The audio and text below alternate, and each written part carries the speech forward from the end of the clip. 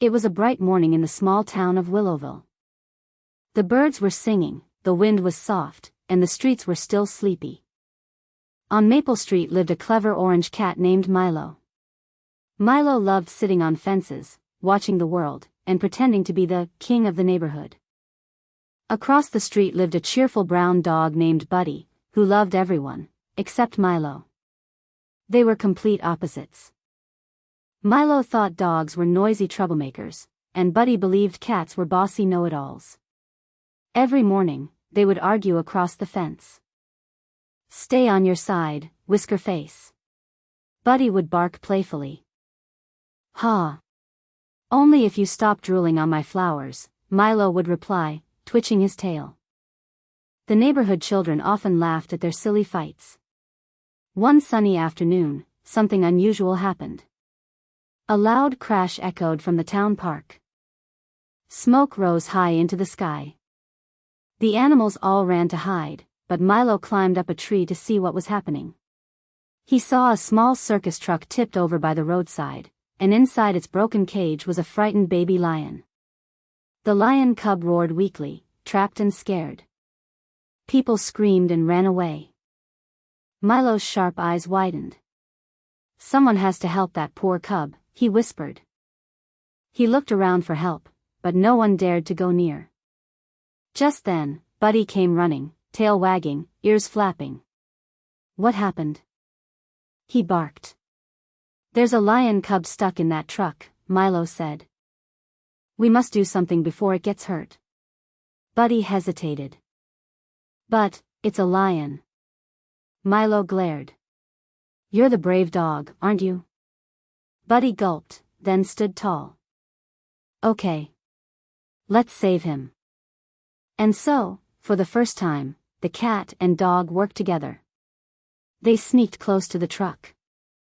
The cub whimpered softly, its paw stuck under a metal bar. Milo climbed onto the door and tried to pull the handle, but it was too heavy. Buddy used his teeth to grip the latch and tugged hard. "Pull, Buddy, pull!" Milo shouted.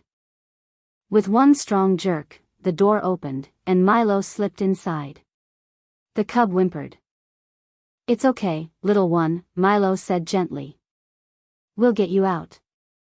Buddy used his strong paws to push the bent metal while Milo lifted the cub's paw free. Finally, with a loud creak, the cub was free.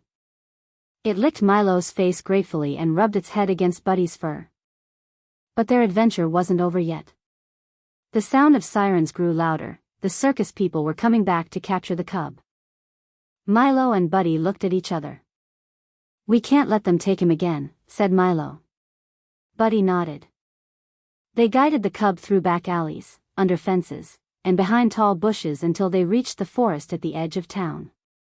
There, they found an old zookeeper named Mr. Thomas, who had been searching for the cub since morning. "You found him." The old man cried, his eyes full of relief. "He belongs in the sanctuary, not in a circus." He thanked Milo and Buddy, giving them each a shiny gold collar as a reward. The cub roared happily before leaving with Mr. Thomas toward the forest home.